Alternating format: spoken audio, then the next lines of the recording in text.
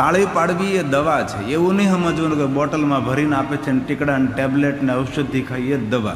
આપણી જીવનશૈલી જીવન પદ્ધતિ પણ ઘણી દવા બને છે. એવું કોઈ દિવસ ન માનવું કે ટીકડા એ જ દવા. વહેલા સૂવું અને વહેલા જાગવું એ પણ એક દવા છે. યોગ પ્રાણાયામ વ્યાયામ કરવા, કસરત કરવી એ પણ એક દવા છે.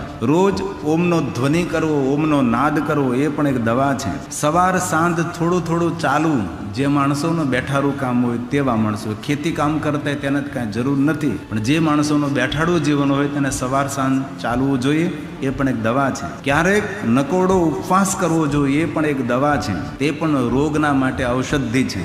ઉપવાસ કરવો એ શ્રેષ્ઠ દવા છે. સૂર્યપ્રકાશ લેવો, સૂર્યપ્રકાશમાં રહેવું એ પણ એક દવા છે. જો તંદુરસ્ત રહેવું હોય તો સૂર્યપ્રકાશ આપણા શરીરને થોડો ઘણો મળવો જોઈએ. ખેડૂતો હંમેશા તંદુરસ્ત રહે તેનું કારણ એ કે જમીન સાથે જોડાયેલા રહે, પ્રકૃતિના ખોળે રહે, સૂર્યપ્રકાશ લે અને પરિશ્રમ કરે, પુરુષાર્થ કરે, પસીનો વહે અને ઊંડા શ્વાસ લે કામ કરતા. એટલે હર હંમેશા ખેડૂતો તંદુરસ્ત રહેતા હતા. જ્યારથી માવા તમાકુ ખાવા લાગ્યા ત્યારથી થોડી ગડમથલ થઈ, બાકી ખેડૂતો લાંબુ જીવતા હતા અને ખેડૂતો તંદુરસ્ત રહેતા હતા, કારણ કે સૂર્યપ્રકાશ એ ભરપૂર લેતા હતા. જેમાં પછી વજ્રાસનમાં બેસવું એ પણ એક દવા છે. ચાવી ચાવીને નિરાતે પ્રેમપૂર્વક ભોજન કરવું એ પણ એક દવા છે. અને માટલાનું ગોળાનું પાણી પીવું એ પણ એક દવા છે. ફ્રીજનું પાણી ન પીવું, ઠંડા પીણા ન પીવા, જે માણસે તંદુરસ્ત રહેવું.